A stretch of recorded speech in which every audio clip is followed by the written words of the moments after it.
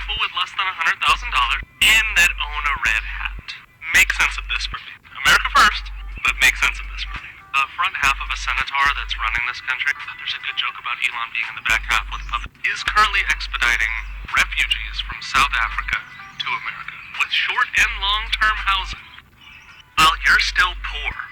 Before they helped you, like anybody with less than 100 grand is poor. You're still poor. I know there's different levels. You're still in the group that is not their friend circle.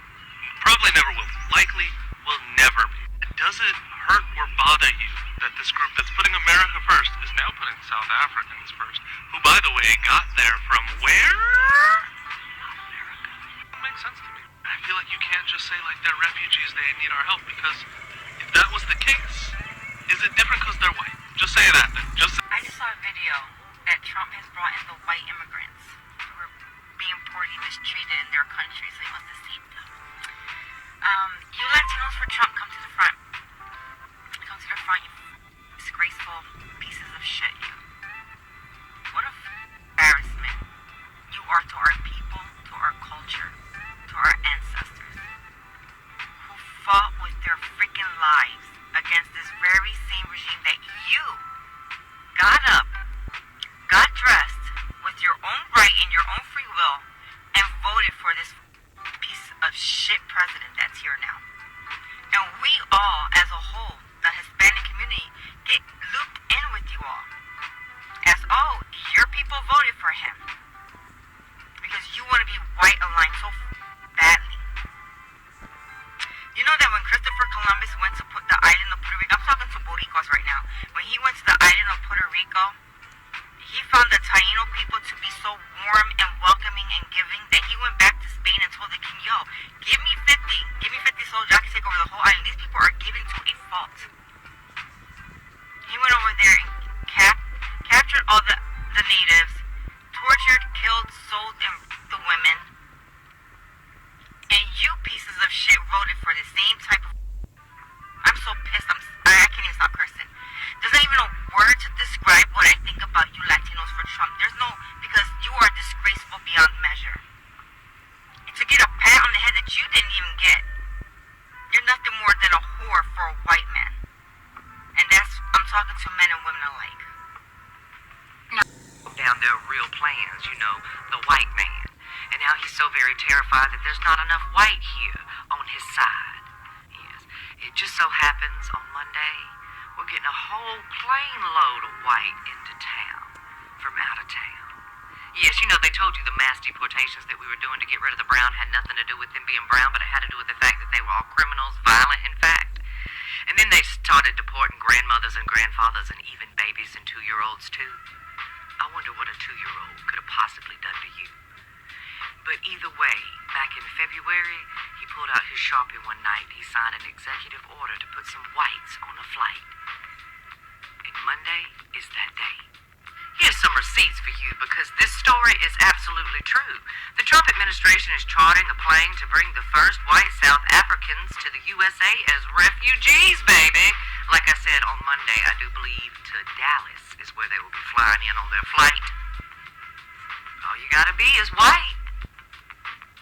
Tell me again how it's all about violent criminals and has nothing to do with their skin color, my friends. Even though we're deporting 2-year-old children today, even kids with cancer have to get on a plane and depart out of our way. Yes, I don't want to hear another Republican, a Republicant, and a Republicant come at me and try to pull some it's not racial stuff. And by the way, y'all remember that little rumor that was about Alonia Muskrat over there in Texas building a little city? Yes. All the MAGA were getting excited. They thought they were going to be able to move to Alonia's new city that was being built with homes and even schools.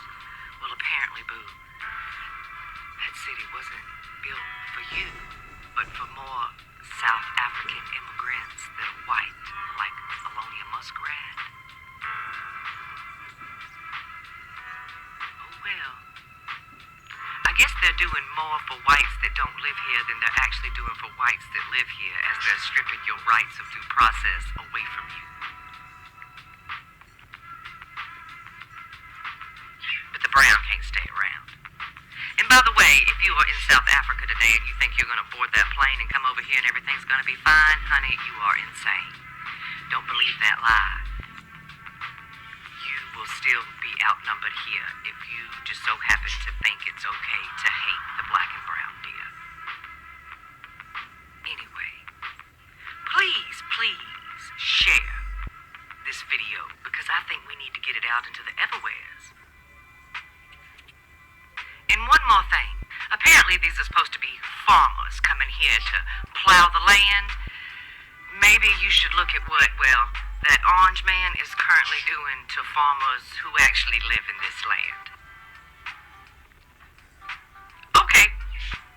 I want to help contextualize news like this for you and talk about what's been going on in South Africa that would lead some South African white farmers to argue that they're facing violence because of their race and need to flee. I want to be really clear, there's no evidence that that's happening. UN Human Rights Watch, all of these kind of watchdog organizations are like, it's not happening, but Trump and Elon Musk are claiming that it is. Let's just talk about what is happening in South Africa. As you probably remember from your history class, South Africa was ruled by a white supremacist apartheid government for a century. Until the 1990s, they reached sort of a peaceful agreement to create a democracy where they legislated sort of equality for the races. Now, of course, I hope that we know that you can legislate equality, you can draft new constitutions, you can say all citizens are equal, but we know that there are other systemic issues that aren't as easily legislated away. And one of those is land ownership. So in South Africa, approximately 90% of the population is black, but black South Africans only own 4% of the privately owned land. Now, this is a really stubborn problem that has faced a lot of societies that are trying to transition from maybe a former colony or a government that was under kind of white supremacist rule into something that is more democratic. It's maybe one of the most stubborn, difficult things to address. For example, in the post-Civil War era, radical reconstructionists in Congress had to figure out, what do we do with all the land in the South? Do we take the land from white plantation owners who took up arms against the U.S. government? Do we redistribute it out to now these formerly enslaved, now emancipated black people, 40 acres and a mule?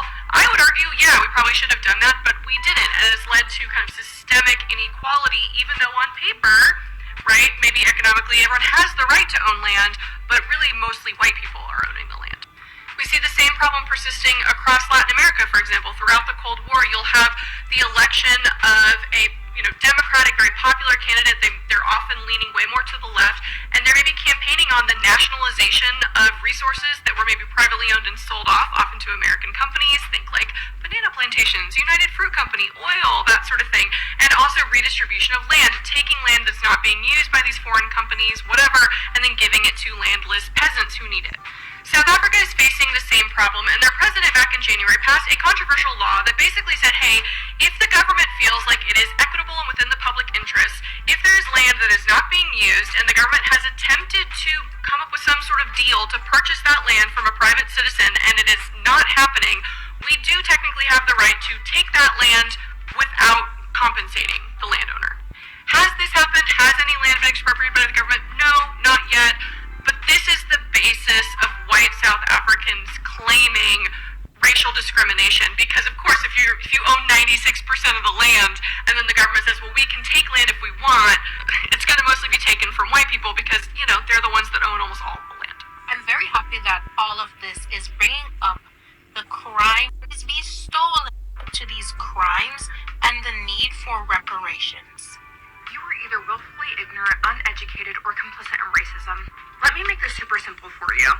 There are actual people in this actual world who actually need refuge. There are actually people who are starving, impoverished, going through fandoms, going through civil warfare, going through guerrilla warfare, and let me tell you something. The 59 white, well-kept refugees from South Africa are not part of that. I don't care what your little post says. I don't care what your little comment says. Trump signed an executive order that they are no longer allowing refugees into this country. The refugee admissions program is currently suspended. So, when he makes an exception for white-only South African refugees, you can no longer claim that it is about the B law. It's as simple as this. There are actually people in this world who need refuge. There are actually people, there are children, as we speak, starving to death. So now, when the 200 to 250 plus pound white men and women with smiles on their faces land in this country as refugees, and you tell me, but they might start suffering in the next 5 years, I don't want to hear it. This is plainly and simply about the fact that white people wanted to come to America who support Trump. That's it. South Africans are saying only 49 Afrikaner refugees on the first flight to America. Only 49, it's so few. But remember, in 2022, Charlize Theron reported that there were actually only about 44 Afrikaans speakers left in the world, which means they've actually gone up from 44 to 49. They found 5 more. That's an 11% population increase. In just 3 years, the Afrikaner population has exploded. Well done, guys. 95% of land is being owned by the white Afrikaners in South Africa. That is huge. And only 5% is owned by other minorities in South Africa. So literally, what they're saying is the land in South Africa, the people who are enjoying it and benefiting it are the white Afrikaners, who right now they are claiming they are being racially targeted by South African government. Why has it come? Why are they saying this? So this video basically is showing you what exactly has happening or is happening. For the longest time, South Africa was being colonized or was being governed by an apartheid government system where they offered, the first priority to the white settlers, that is the white Afrikaners who live in South Africans, and the blacks who are the natives of South Africans, they were literally at the bottom of the pyramid. They are the ones who were suffering. Fast forward to when Nelson Mandela became president of South Africa and they abolished apartheid system in South Africa. But all in papers, everything looks okay. All in papers, everything looks fine. There is equality, there is, same system, whether you're black, white, you get equally opportunity and all that. But reality on the ground, it says different. Remember, South Africa has been colonized under the apartheid system.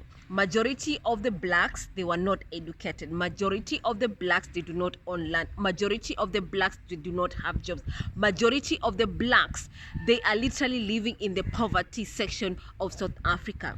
Mostly in the villages, mostly in Johannesburg, especially the slum area.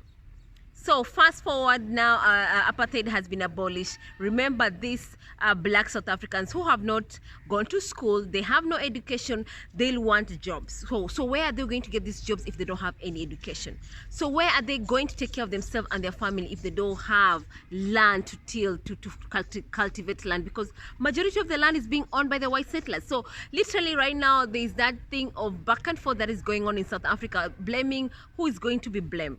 So the government of South Africa has decided, under the president of Ramaphosa, in January, they literally came and say, the government passed a bill where they say the government has a right to take land from a private owner if they don't allow the government to buy from them. Right now, we have huge tracts of land in South Africa where they're not being utilized, where it's just stayed idle. And it's being owned by private companies, private owners. So these private owners, they do not want to sell this land to the government, and the government wants to, to have the right to buy from these private owners this land, so that they can, allocate to people who don't have land. Because if you have a piece of land to cultivate, you'll be able to, to earn, to be able to sell this produce and earn something and be able to take care of your family. But now these people who have these huge tracts of land, they are refusing it, and that's the reason why now they have retaliated and say, right now South Africans are targeting us white Afrikaners, or that's why we're having this racial discrimination. And literally all the organizations under the UN, they're literally saying there's no target discrimination against the white Afrikaners. So this is where the all hula ballo is happening.